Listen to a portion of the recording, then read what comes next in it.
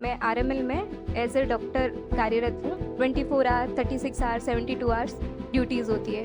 कितनी बार सोचा ये रील आखिरी होगी, बस यहीं पे रुक जाना है, और 3 बज गए रात के और 4 बज गए। क्या करोगे आप? बहुत स्क्रॉलिंग करके या टीवी या 1-1 घंटा नहाकर या 2-2 घंटा खाकर? कुछ नहीं है, बैठे हुए हैं ऐसे ही ऐसे ही ऐसे ही। हाँ भाई, 2 चाय और ले आओ। जब पता चल गया है कि क्या सही है, तो अपने आप को उसको सौंपना पड़ेगा ना 100%। ये आर्किमिडीज जैसी हालत है कि कपड़े पहनना भूल गए, काम में डूबे रहे, वापस गए, बस चित्त पड़ गए। पर वो चूंकि चीज एक कीमत मांगती है, तो वो 1% लोगों को ही मिलती है। बाकी अगर 99% लोग हैं जो गुम से दिखाई दे रहे हैं, तो इसका मतलब ये नहीं है कि उनकी जिंदगी बहुत सार्थक जा रही है। इसका संभावना यही है कि वो पूरी तरह ही।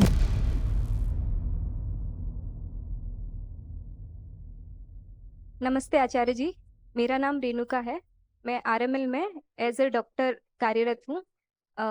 मैं चैप्टर 53 कोट करना चाहूँगी। उसमें हेडिंग है इमर्स्ड और लॉस्ट। तो बहुत बार हमारे साथ ऐसा होता है कि हमारी एट स्ट्रेच कंटिन्यूएशन में 24 आवर, 36 आवर, 72 आवर्स ड्यूटीज़ होती है। और जब ड्यूटीज़ खत्म होती है उसके बाद बहुत बार प्रैक्टिकल एग्जाम्स भी होते हैं। तो इस बीच हम दूसरी चीज़ें छूट जाती है, जैसे खाने पीने का या नहाने का या घर पे बात करने का, वो टाइम नहीं निकल पाता। तो ये क्वेश्चन बहुत बार घर वालों की तरफ से आता है, या कभी वो फेज से जब हम बाहर आते हैं तो हमारी तरफ से ये क्वेश्चन आता है कि, और घर वालों की तरफ से स्पेशली आता है, आर यू लॉस्ट, ऐसे। तो मैं इसमें और जानना चाहूंगी, इमर्स्ड और लॉस्ट। देखिए, अगर आप साफ साफ ठीक ठीक जानते हैं कि आप क्या कर रहे हैं, और उसकी वजह से आपको जिंदगी की दूसरी चीजों के लिए वक्त नहीं मिल रहा है, तो आपसे बेहतर हालत फिर किसी और की नहीं। क्या करोगे आप? बहुत स्क्रॉलिंग करके या टीवी या 1-1 घंटा नहाकर या 2-2 घंटा खाकर? लग सकता है आपके पास वक्त बहुत होता है, तो आप ब्रेकफास्ट टेबल पर भी 2 घंटे लगा सकते हो, आराम से लोग लगा देते हैं। कुछ नहीं है, बैठे हुए हैं ऐसे ही ऐसे ही ऐसे ही। हाँ भाई, 2 चाय और ले आओ।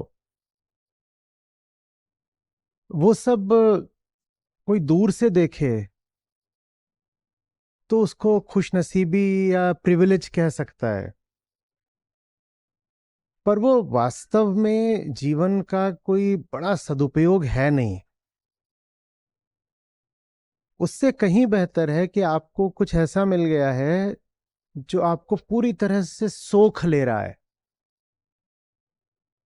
इतना कि उसके बाद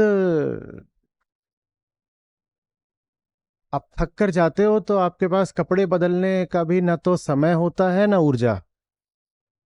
दिन भर काम में डूबे रहे, वापस गए, बस चित्त पड़ गए। अब ये कोई दूर से देख रहा है तो समझेगा नहीं, उसको लगेगा कि ये तो बेचारे ने अपना ही शोषण कर रखा है, या इसकी जिंदगी में मेहनत बहुत है, देखो आराम भी नहीं मिल रहा है। वो इसको टफ लाइफ कहेंगे। ये टफ लाइफ नहीं है, इससे ज्यादा प्यार भरी जिंदगी दूसरी नहीं हो सकती। इसी को मैंने वास्तव में इमर्शन कहा है। अपने लिए सही काम खोजना, और सही काम कोई एक चीज नहीं होती है। सही काम जो अभी है वो हो सकता है 6 महीने बाद ना हो।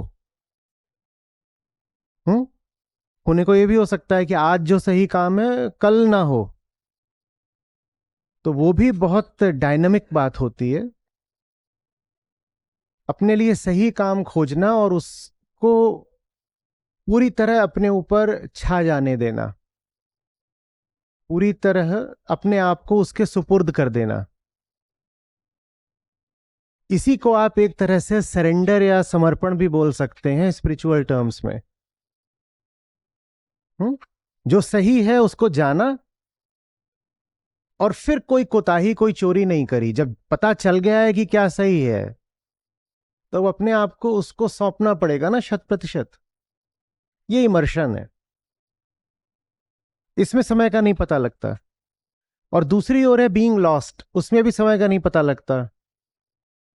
वो वैसे ही होता है जैसा कि जेंजी काफी करती है। उनका आता है ना कि रात में 12 बजे लेटे थे और कितनी बार सोचा ये रील आखिरी होगी, बस यहीं पे रुक जाना है, और 3 बज गए रात के, और 4 बज गए। इसमें भी समय का नहीं पता चलता। पर यह है बीइंग लॉस्ट। दोनों में ही एक चीज साझी है।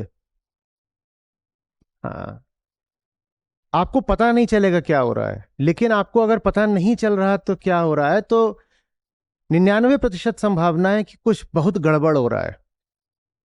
क्योंकि इमर्शन इतनी सस्ती चीज नहीं होती कि सबको मिल जाए। जो इमर्स्ड है जिंदगी में, वो भी खोया खोया सा रहता है। जिंदगी की बहुत सारी चीजों के प्रति आपको एब्सेंट लगेगा। आप उसे एब्सेंट माइंडेड भी बोल सकते हो, ठीक है ना। ये आर्किमिडीज जैसी हालत है कि कपड़े पहनना भूल गए, ठीक है। या कि जैसे बहुत सारे जो सेंट पोएट्स हुए हैं, उन्होंने गाया है ना कि मैं तो भूल गई अपना पुराना व्यक्तित्व, अपनी नाम, पहचान, पर्सनालिटी, आइडेंटिटी सब भूल गई। तो उसमें भी आदमी को समय का नहीं पता चलता, दुनिया जहान का नहीं पता चलता। पर वो चूंकि चीज एक एक कीमत मांगती है, तो वो 1% लोगों को ही मिलती है। बाकी अगर 99% लोग हैं जो गुम से दिखाई दे रहे हैं, तो इसका मतलब ये नहीं है कि उनकी जिंदगी बहुत सार्थक जा रही है। इसका संभावना यही है कि वो पूरी तरह ही बेहोश है। एक होती है बेहोशी की जिसमें जैसे बाबा बुल्ले शाह की काफी है, अब हम गुम हुए गुम हुए, प्रेम नगर की सैर, एक वो होती है। और दूसरे जो जो आम आदमी है, जो आप जिसको आप सड़क पर देखोगे, जो गुमशुदा जीवन जी रहा है, जिसको अपना कुछ पता ही नहीं है। जैसे पेड़ से टूटा पत्ता कि किधर को भी बह रहा है, या लू में उड़ती धूल, इधर को बह गई, कहीं पर गिर गई, फिर हवा की धी और को चली तो उधर को चल दी। ज्यादातर लोगों के लिए गुम होने का वो मतलब होता है। तो कुल मिलाकर के संदेश ये है कि अगर आप बहुत गुम गुम जी रहे हैं, तो इसको डिफॉल्ट अच्छी बात मत मानिए। जो वास्तविक बेहोशी होती है, उसको पाना श्रम मांगता है, हिम्मत मांगता है, कीमत और साधना मांगता है। अगर आसानी से आपको ऐसी जिंदगी मिल गई है जिसमें आपको समय का नहीं पता चलता, दुनिया जहान का नहीं पता चलता, अपना होश नहीं है, तो ये बात खतरनाक होने की ज्यादा संभावना है। तो ऐसी बेहोशी से होश बेहतर है, साधारण होश बेहतर है। और फिर वही साधारण होश जब बढ़ता जाता है, तो आप अपने लिए सही काम ढूंढ पाते हो उसी होश के कारण, और अपने आप को उस काम में झोंक पाते हो। फिर वो एक दूसरे किस्म की बेहोशी मिलती है। समझ रहे हो। आपको अगर उस दूसरे किस्म की मिली हुई है, तो किसी की बात मत सुनिए, क्योंकि दूसरे समझ भी नहीं पाएंगे। ये चीज दूर से किसी को देख के नहीं समझी जा सकती। ये तो जो डूबा होता है उसका दिल जानता है। और कोई बाहर से देखेगा तो वो तो बेचारा अफसोस मनाएगा। हाँ, अफसोस मनाएगा, और वो आपको सांत्वना जैसा कुछ देगा कि अरे अरे अरे बेचारी की क्या हालत होगी, देखो ठीक से खा पी नहीं रही है। इसकी उम्र के जो बाकी लोग हैं वो घूमते हैं, फिरते हैं, मौज करते हैं, और इसकी जिंदगी में तो काम के अलावा कुछ है नहीं। गुलाम सी जिंदगी चल रही है। हाँ, गुलामी है, पर किस चीज की गुलामी है, उससे सब फर्क पड़ जाता है। एक गुलामी होती है बेहोशी की, और एक गुलामी होती है गहरे होश की। तो गुलामी तो करनी ही है, पर किसकी। सही गुलामी कर लो और छोड़ दो अपने आप को कि हाँ, 24 घंटे तुम्हारे ही हुक्म का पालन होगा। वो बढ़िया बात है। हैं।